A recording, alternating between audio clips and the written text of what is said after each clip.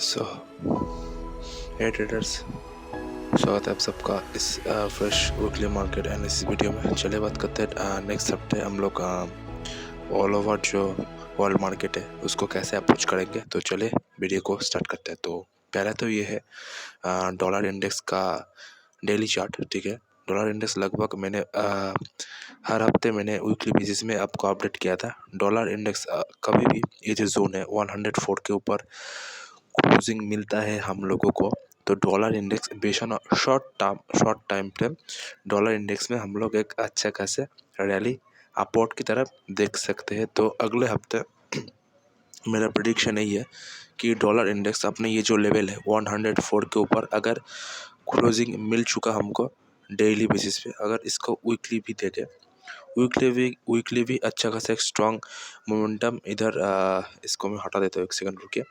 अच्छा खासा weekly basis पे डॉलर अपने इसको देखते हैं। ठीक है, देखिए आप डॉलर इंडेक्स लगभग अपने वीकली बेसिस पे लगभग अपने ये जो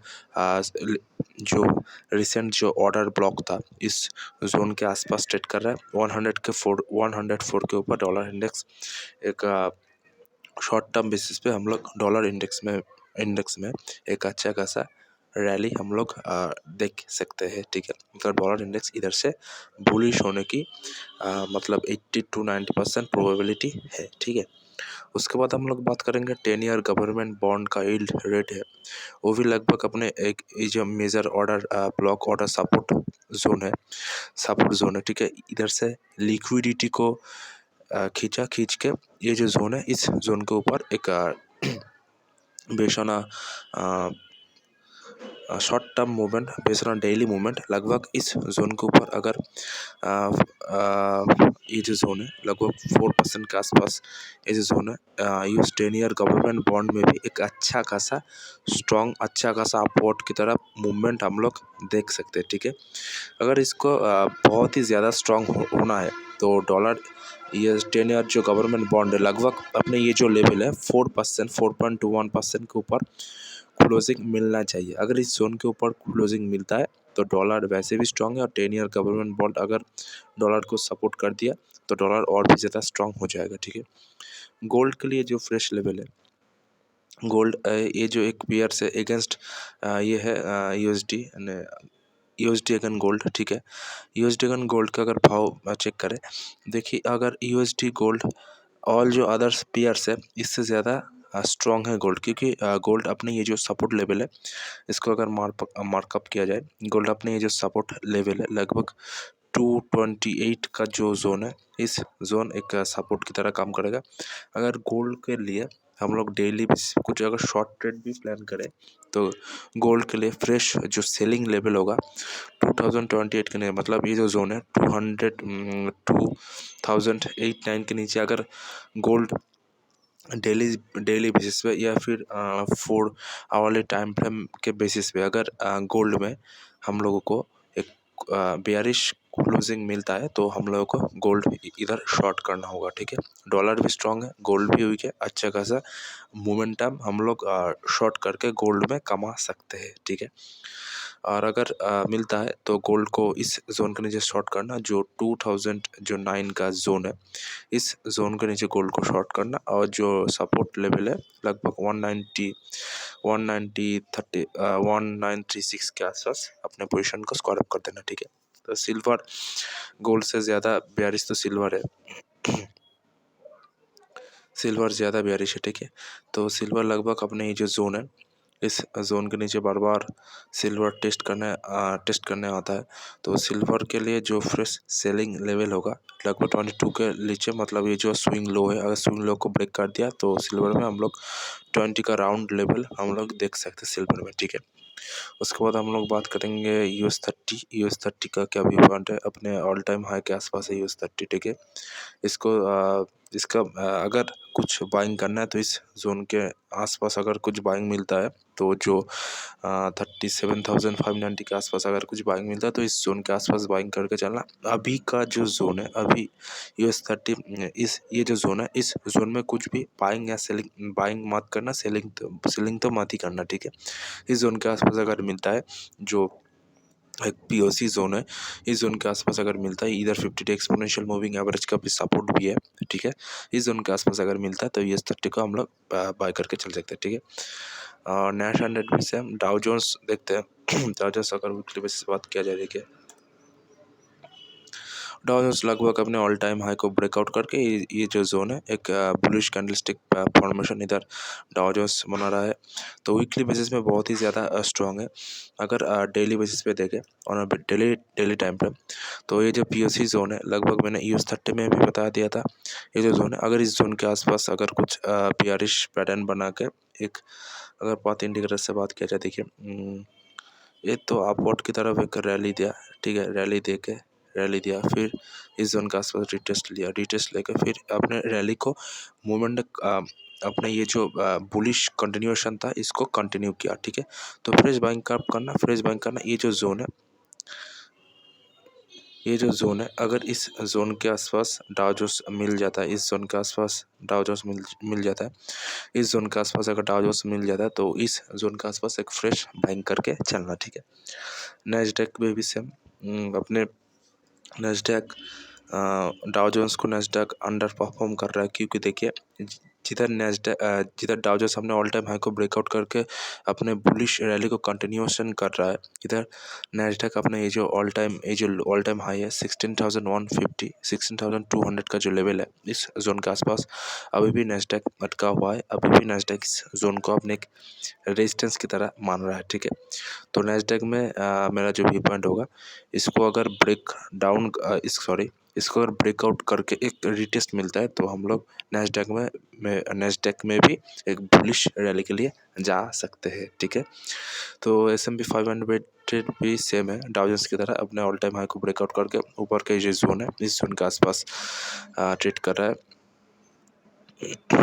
सबसे ज़्यादा जो बुरा इंडेक्स है शंघाई कॉम्पोजिट, आपने ये जो ऑल टाइम लो के आसपास ऑल टाइम लो को भी ब्रेकआउट किया तो किया। इसको अगर छोटा time frame, daily time frame देखते हैं क्या हुआ, देखिए डेली टाइम फ्रेम देखे, अपनी जो ऑल टाइम लो है, ऑल टाइम लो को ब्रेक डाउन करके फिर से रिटेस्ट लिया, बस फिर से 50 डे एक्सपोनेंशियल जो मूविंग एवरेज है, इस जोन के आसपास रिटेस्ट लेके फिर अपने मतलब ये जो बियरिश रैली है इसको कंटिन्यूएशन दिया। तो शंघाई कॉम्पोजिट का मेरा व्यू है प्योरली बियरिश।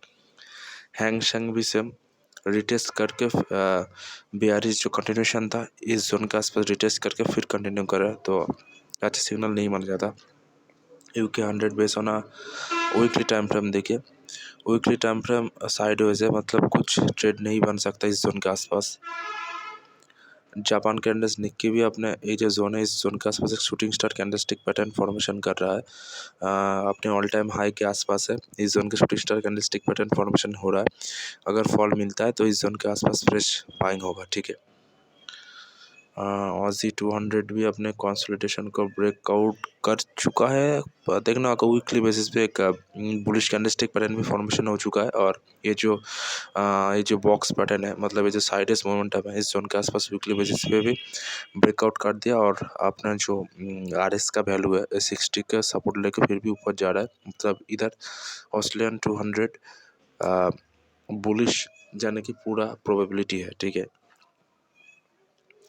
पेरिस का इंडेक्स भी सेम है, वीकली बेसिस पे एक बुलिश मोमेंटम दिया, रिटेस्ट लिया, फिर एक बुलिश कैंडलस्टिक पैटर्न फॉर्मेशन करके ये जो जोन है, ये जो जोन है, इस जोन के नीचे ट्रेड कर रहा है, देखना होगा क्या होगा। यूरो 50 भी सेम अपने ऑल टाइम हाई है, इसको ब्रेकआउट करके रिटेस्ट लेकर ऊपर गया, तो यूरो 50 में मेरा व्यू पॉइंट प्योर बुलिश है। डैक्स जो जर्मनी का इंडेक्स है वो भी सेम है, अपने इस जोन को सपोर्ट लेने की कोशिश कर रहे, देखना होगा।